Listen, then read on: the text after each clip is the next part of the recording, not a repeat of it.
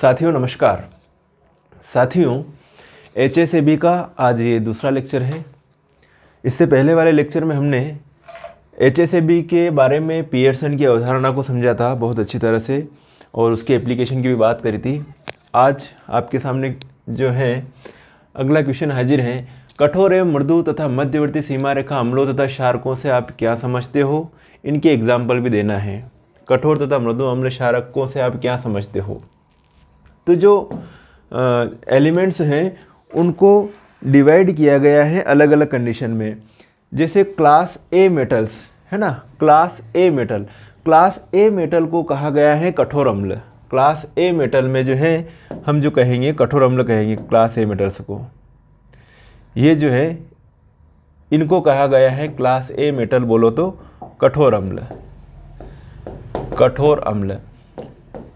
और class B metal को जो कहा गया है मृदु अम्ल। क्लास बी मेटल इनको कहा गया है मृदु अम्ल, कठोर अम्ल मृदु अम्ल। तो इनको class A metal, class B metal और सीमा रेखा अम्ल मतलब कठोर अम्ल, मृदु अम्ल और सीमा रेखा अम्ल में डिवाइड किया गया है। ऐसे क्षारकों को भी कठोर क्षारक, मृदु क्षारक और सीमा रेखा क्षारक में जो है इनको जो है डिवाइड किया गया, बताया गया है इनको। तो ये जो है ये टेबल है भैया। इस टेबल को जो एनालिसिस करना पड़ेगा सबसे पहले। इसमें मृदु अम्ल क्लास बी में रखा गया है इनको और कठोर अम्ल क्लास ए। वाह यार, चलो क्लास बी मेटल कठोर अम्ल क्लास ए मेटल। एग्जाम्पल दे रखे हैं ये मृदु अम्ल के। मृदु अम्ल में आप देख रहे होंगे जो ये एग्जाम्पल हैं इनमें सभी जो है आपको दिख रहे हैं, कौन से दिख रहे हैं, ट्रांजिशन मेटल्स दिख रहे हैं। ट्रांजिशन मेटल संक्रमण धातुएं दिख रहे हैं आपको इसमें। इधर जो आपको दिख रहा है, इधर आपको जो यहाँ पर आप देखोगे तो जो अधिकतर जो है जैसे सीजियम प्लस को छोड़कर, सीजियम प्लस जो है ये क्षारीय धातु है ना, ये क्षारीय धातु है, बड़ा आकार है इसका। इसके अलावा जो ये इधर आप देखोगे कि H plus, lithium plus, sodium, K plus, beryllium 2 plus, ये क्षारीय धातु और क्षारीय मृदा धातुएं दी हुई है इधर। और उच्च ऑक्सीकरण अवस्था में कुछ संक्रमण धातुएं भी दी हुई है। तो ये मोटे मोटे तौर पर आप याद रख सकते हो कि ये मृदु अम्ल हैं, ये कठोर अम्ल हैं और इनको सीमा रेखा अम्ल कहते हैं। इससे पहले वाले लेक्चर में हमने जो डिस्कस करी थी कि कठोर अम्ल कठोर क्षारकों के साथ और मृदु अम्ल मृदु क्षारकों के साथ क्रिया करने की प्रवृत्ति रखते हैं और स्थायी यौगिक बनाते हैं। ठीक है, तो ये class A, class B metal और ये क्लास ए मेटल। इसी प्रकार से ये जो हम बात करें कि ये जो क्षारकों को भी डिवाइड बताया गया है कि क्लास ए और क्लास बी में ये किया गया है। तो क्लास ए में जो अम्ल है वो क्लास ए में जो क्षारक है उनके साथ क्रिया करने की प्रवृत्ति रखते हैं कुल मिला के।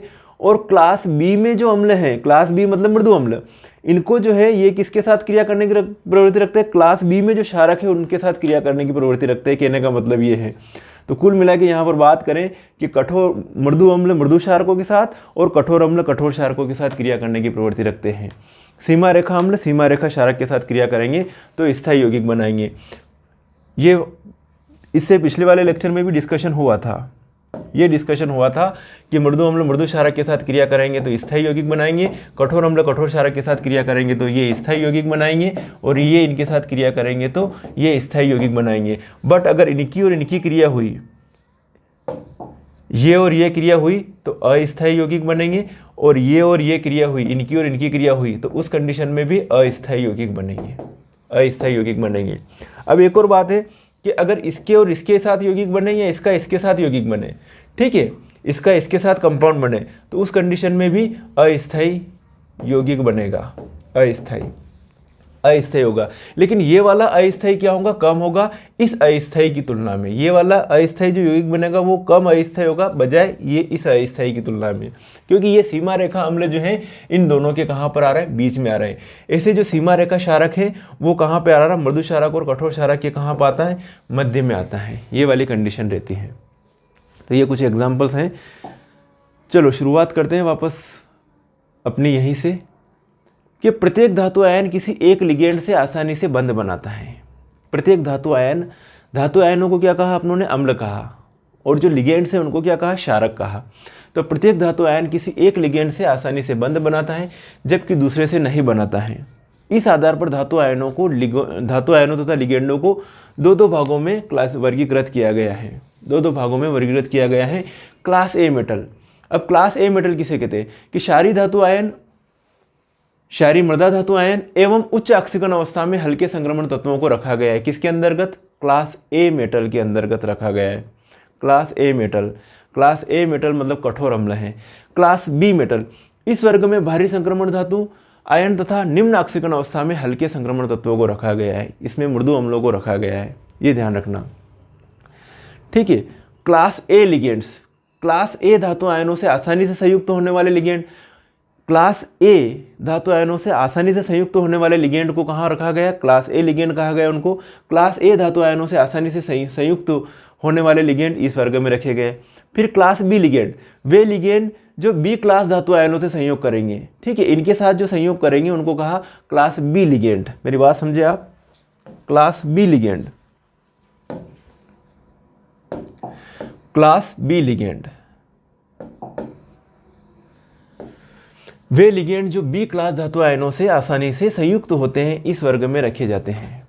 क्लास ए धातु आयन कठोर अम्ल तथा क्लास ए लिगेंड कठोर क्षारक कहलाते हैं, तथा क्लास बी धातु आयन मृदु अम्ल तथा क्लास बी लिगेंड मृदु क्षारक कहलाते हैं। कुल मिला के कठोर अम्ल कठोर क्षारक के साथ क्रिया करने की प्रवृत्ति रखते हैं और मृदु अम्ल मृदु क्षारक के साथ क्रिया करने की प्रवृत्ति रखते हैं। यहाँ पर यही चीज़ जो है बताई गई है। क्या कहा? कि क्लास ए धातु आयन कठोर अम्ल, क्लास ए लिगेंड कठोर क्षारक कहलाते हैं, तथा क्लास बी धातु आयन मृदु अम्ल तथा क्लास बी लिगेंड मृदु क्षारक कहलाते हैं। ठीक है, ये चीज़ अपनी पहले ही क्लियर हो चुकी है। स्क्रीनशॉट लेते जाइएगा, आगे बढ़ते जाइए। वे अम्ल एवं क्षारक जो मृदु एवं कठोर वर्गों के मध्य के लक्षण रखते हैं, कुछ वो भी बताए गए हैं कि वे अम्ल एवं क्षारक जो मृदु एवं कठोर वर्गों के मध्य के लक्षण रखते हैं उन्हें क्या कहते हैं? सीमा रेखा बॉर्डर लाइन अम्ल क्षारक कहते हैं।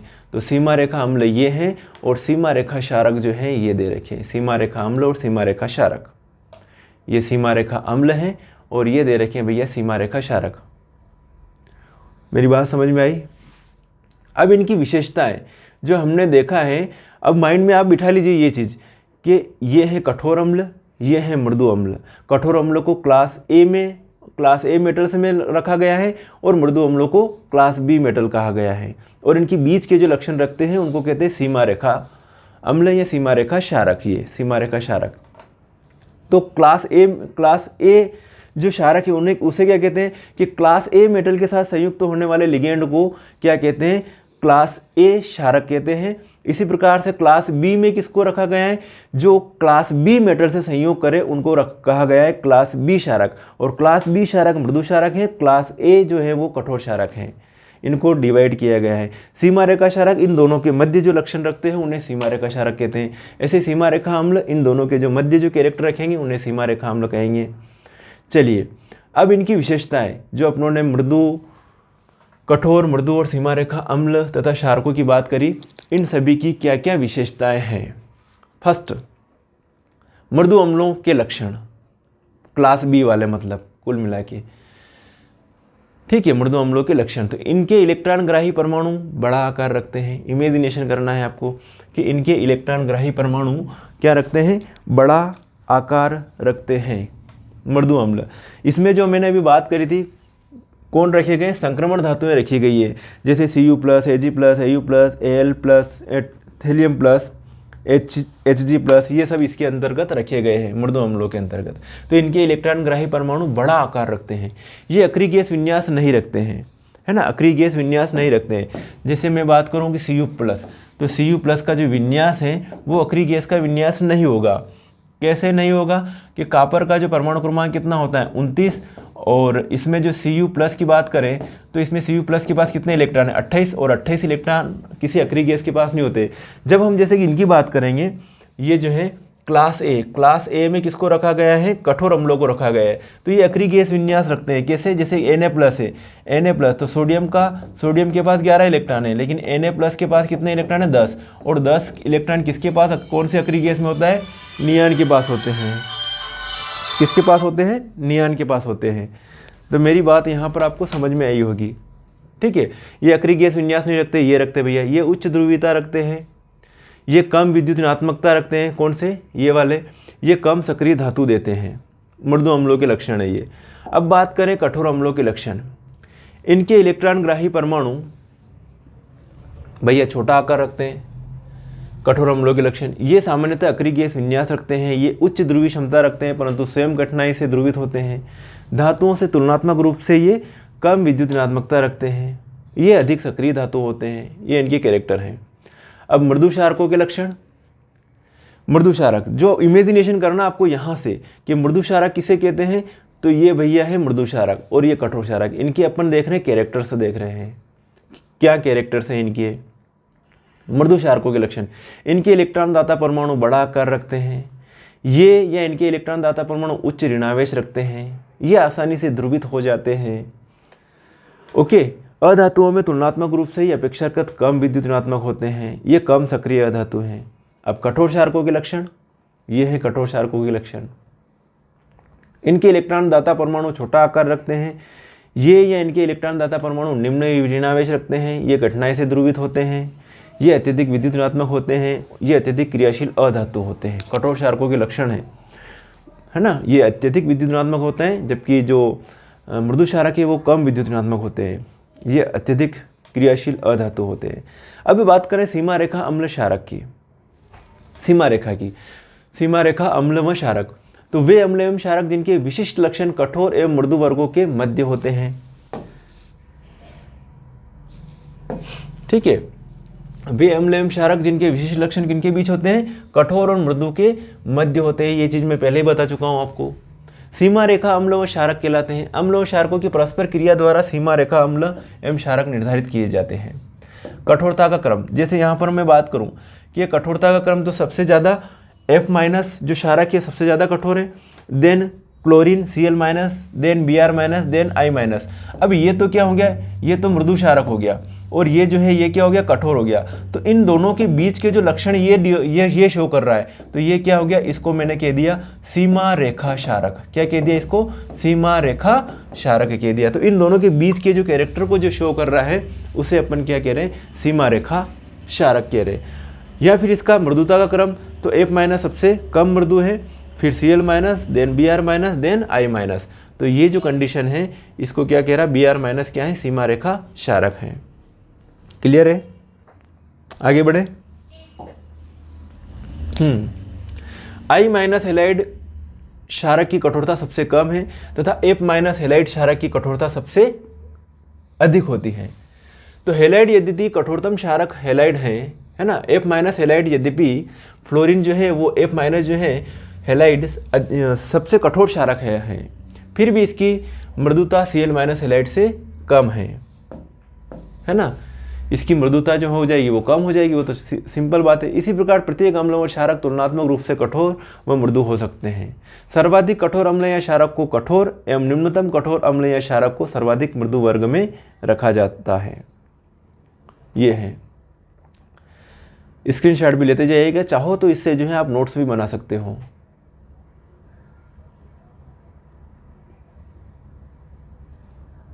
अगला क्वेश्चन है आपके लिए हाजिर।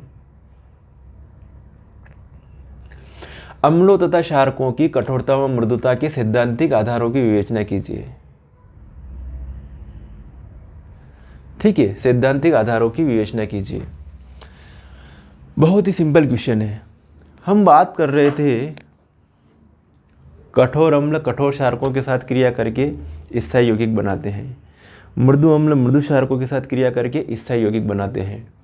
तो यहाँ पर आप इमेजिनेशन कीजिएगा, कठोर अम्ल जैसे कि ये कहूँ कि ये Na+ जो है ये कठोर अम्ल है और F- जो है ये कठोर क्षारक है। ठीक है, तो कठोर अम्ल और कठोर क्षारकों के बीच में जो बंध बनेगा उसको कहेंगे आयनिक बंध। ज़्यादा मोर आयनिक होगा, वो क्या होगा, मोर आयनिक बॉन्ड होगा। इनकी विद्युत ऋणात्मकता में, मतलब कठोर कठोर के बीच में विद्युत ऋणात्मकता में अंतर अधिक होगा। कठोर कठोर के बीच में विद्युत ऋणात्मकता में अंतर क्या होगा, अधिक होगा। ये ध्यान रखना आपको। कठोर अम्ल कठोर क्षारक के बीच में विद्युत ऋणात्मकता का जो अंतर है वो अधिक होगा।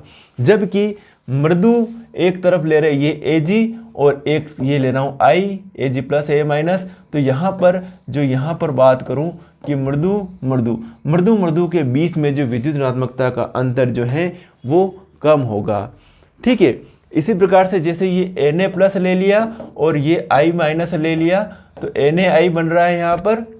तो यहाँ पर ये जो है कठोर है और ये है मृदु है। तो इन दोनों की कंडीशन इनके बीच की कंडीशन हो गई, इनके मध्य की कंडीशन हो जाएगी। इनके वो ही लिखा हुआ है यहाँ पर थ्योरी में, और कुछ भी नहीं है।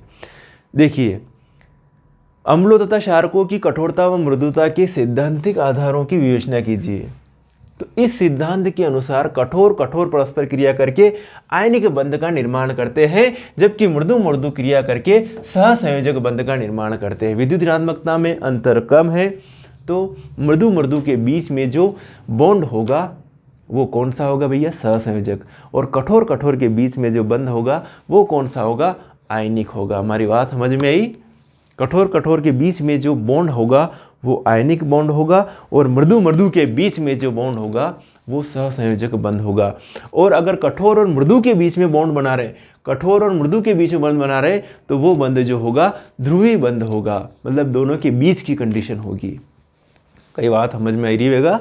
चलो, तो इस सिद्धांत के अनुसार कठोर परस्पर क्रिया करके आयनिक बंध का निर्माण करते हैं, जबकि मृदु क्रिया करके सहसंयोजक बंध का निर्माण करते हैं।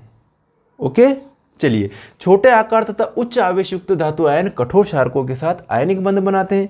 बड़े आकार तथा निम्न आवेश युक्त धातु आयन मृदु क्षारकों के साथ सहसंयोजक बंध बनावे हैं। चलिए, सन 1967 में माइमोनो तथा सहयोगियों ने कठोरता तथा मृदुता के संबंध निरूपित करने के लिए निम्नलिखित समीकरण दिया। समीकरण है Pk बराबर माइनस log K बराबर Ax plus By plus C। तो K यहाँ पर जो है, ये K जो दे रखा है अम्ल क्षारक उत्पाद का वियोजन स्थिरांक है, XY धातु आयन अम्ल के नियतांक है और AB लिगेंड। AB किसके लिए यूज़ किया गया है, यहाँ पर लिगेंड्स के लिए यूज़ किया गया है AB। मतलब कुल मिला के ये जो इनको क्या कह दिया, क्षारक कह दिया, और ये X और Y जो है इनको क्या कह दिया, अम्ल कह दिया। और C क्या है, P के मान को समायोजित करने के लिए लिगेंड नियतांक है। ये है Pk बराबर माइनस log K बराबर Ax plus By plus C। कठोर अम्लों के लिए Y का मान 2.8 से कम होता है। कठोर अम्लों के लिए जो Y की जो वैल्यू होती है वो 2.8 से कम होती है कठोर अम्लों के लिए। तो यहाँ पर ये बात करें कि ये वैल्यू दे रखी है, Y की वैल्यू ये दे रखी है, और ये धातु आयन, अब ये धातु आयन दे रहे, इन धातु आयनों में कठोर भी हैं और मृदु भी हैं। तो यदि 2.8 से कम आ रही हैं, 2.8 से वैल्यू कम आ रही हैं, तो वो जो है वो उनको क्या कहेंगे, कठोर अम्ल कहेंगे। और यदि 2.8 से वैल्यू जो है वो ज़्यादा जा रही हैं, तो उनको जो हम कहेंगे, क्या कहेंगे, मृदु अम्ल कहेंगे। इधर जो है इनको क्या कहेंगे, हम कठोर अम्ल कहेंगे, कठोर अम्ल कहेंगे, है ना। कठोर अम्लों के लिए Y का मान 2.8 से कम तथा मृदु अम्लों के लिए Y का मान 3.2 से अधिक, सॉरी यहाँ पर 3.2 से अधिक। तो ये जो बीच की कंडीशन है वो क्या होगा, इससे ऊपर जो है मृदु अम्ल है और ये बीच वाले जो है इनको कहूँगा मैं सीमा रेखा अम्ल, सीमा रेखा अम्ल। मेरी बात सुनना, कठोर अम्लों के लिए जो Y की जो वैल्यू है वो 2.8 से कम है और मृदु अम्लों के लिए जो Y की जो वैल्यू है वो 3.2 से अधिक। तो इसके जो बीच की कंडीशन है वो क्या हो जाएगी, सीमा रेखा अम्ल की बात हो जाएगी। भाई साहब क्लियर होगा। चलिए आगे बढ़े। तो लिगेंडों के लिए B के मान में वृद्धि पर मृदुता में वृद्धि होती है। अब लिगेंडों के लिए जैसे जैसे B का मान बढ़ रहा है वैसे वैसे मृदुता में वृद्धि हो रही है। मतलब कहने का मतलब है कि इधर से इधर की ओर चल रहे हैं तो मृदुता बढ़ रही है, और इधर से इधर की ओर चल रहे हैं तो कठोरता बढ़ रही है। तो सबसे कठोर ये हो गया और सबसे मृदु जो है ये हो गया। इनके बीच की कंडीशन जो ये हो जाएगी, ये वाली किसकी हो जाएगी, सीमा रेखा की। और लिगेंड किसको कह रहे हैं, क्षारक को कह रहे हैं। किसको कह रहे हैं, क्षारक को कह रहे हैं। तो ये तो हो गए मृदु और ये हो गए कठोर क्षारक। इनको कहूँगा मैं कठोर क्षारक। इनके लिए किसकी वैल्यू देखी, बी की वैल्यू। मेरी बात समझ में आई। चलिए आगे बढ़ते हैं। एक्स धातु आयनों की विद्युत ऋणात्मकता से संबंधित नियतांक है। यह अम्लों की प्रबलता को भी दर्शाता है। इससे धातु आयनों का इलेक्ट्रॉन युग्म के प्रति आकर्षण भी प्रदर्शित होता है। इसी प्रकार ए क्षारकों की प्रबलता का सूचक है ना। ठीक है, एक्स और जो दे रखा है, एक्स किसे कहते हैं, यहाँ वाई का मान ये दे रखा है, ठीक है। और जो बी के मान से अपन जो है कठोरता मृदुता निर्धारित कर रहे हैं क्षारकों की। एक एक्स भी बचा है और एक ए भी बचा है। तो एक्स और ए जो है, ये जो है एक्स ए, ये एक्स और ए ये क्या कर रहे हैं, इसके लिए ये यहाँ पर दे रखी बात है कि एक्स धातु आयनों की विद्युत ऋणात्मकता से संबंधित नियतांक है। ये अम्लों की प्रबलता भी दर्शाता है। इससे धातु आयनों का इलेक्ट्रॉन युग्म के प्रति आकर्षण भी प्रदर्शित होता है। इसी प्रकार ए क्षारकों की प्रबलता का सूचक है। नेक्स्ट लेक्चर में मैं बात करूँगा सहजीविता का। वेरी वेरी इंपॉर्टेंट क्वेश्चन है, एग्ज़ाम में छपता है ये, और छपता है तो अपने को भी छापना है। एक लेक्चर और है बस HSAB का, 3 लेक्चर में आपका HSAB पूरा एंड हो गया। चलिए साथियों, मिलेंगे फिर नेक्स्ट लेक्चर में। तब तक के लिए ओके बाय। और इस वीडियो को ज़्यादा से ज़्यादा छात्रों को, बच्चों को शेयर कीजिएगा, शायद उनके काम का हो और एग्ज़ाम में बैठ जाए क्वेश्चन इस टाइप के। ठीक है, सीमित क्वेश्चन है इस चैप्टर में, ज़्यादा क्वेश्चन नहीं है, बस एक क्वेश्चन दूसरे से रिलेटेड है, इस टाइप से चल रहा है। चलिए ओके बाय, धन्यवाद।